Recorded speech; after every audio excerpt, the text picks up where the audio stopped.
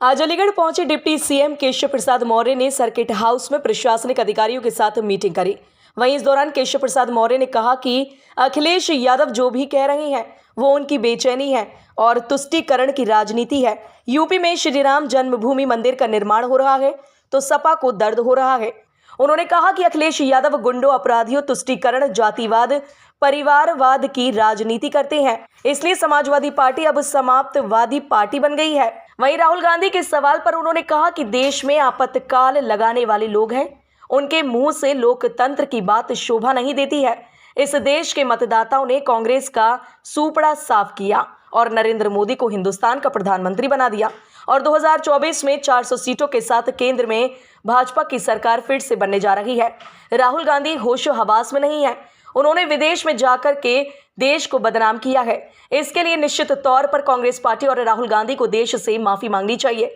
वहीं अलीगढ़ में smart city का काम 95% पूरा होने के सवाल पर केशव प्रसाद मौर्य ने कहा कि इसकी समीक्षा की जाएगी और जो भी भ्रष्टाचार मीडिया में उजागर होगा उस पर कार्रवाई की जाएगी।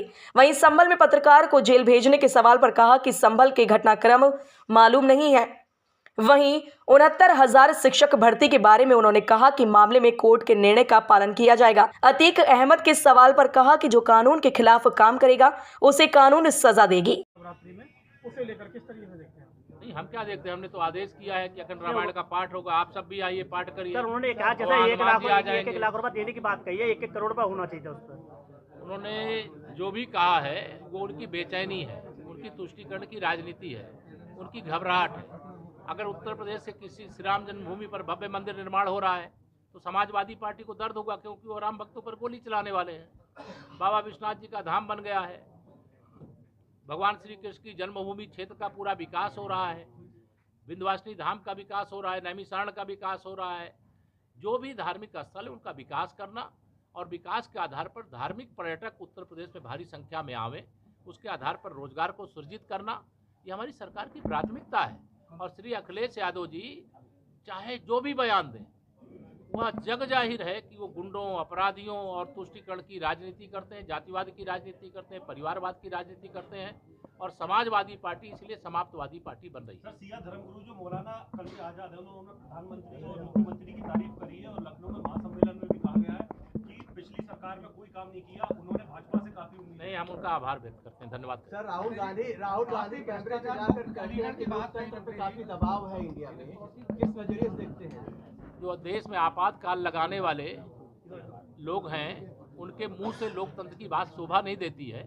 इस देश के जो करोड़ों मतदाताओं ने अपने मताधिकार का प्रयोग करके कांग्रेस का सूफड़ा साफ किया और हिंदुस्तान के हृदय सम्राट माननीय नरेंद्र मोदी जी को देश का प्रधानमंत्री बना दिया और 2024 में यूपी की 80 सीटों के साथ, देश में 400 से अधिक सीटों के साथ फिर से भारतीय जनता पार्टी की सरकार बनने जा रही है। या बेचैनी में कुछ होशो हवास उनका ठीक है कि नहीं ठीक है, विदेश में जाकर के देश को बदनाम किया है और इसके लिए निश्चित तौर से कांग्रेस पार्टी को, उनके अध्यक्ष को और श्री राहुल गांधी जी को देश से माफ़ी मांगनी चाहिए, संसद में खड़े होकर के माफ़ी मांगनी चाहिए और अगर माफ़ी नहीं मांगेंगे तो इनका विरोध पूरा देश करेगा। आपके मंत्री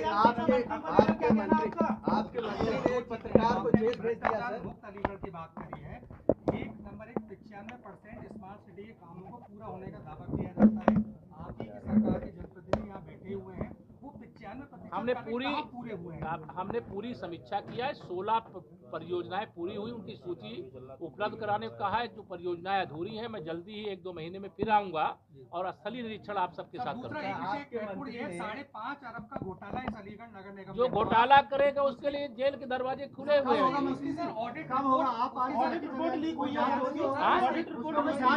एक व्यक्ति बोलो, कैसे आप पत्रकार मित्र हो मेरे? सर, उसकी ऑडिट रिपोर्ट है। मैं हिंदुस्तान से हूँ, हिंदुस्तान एक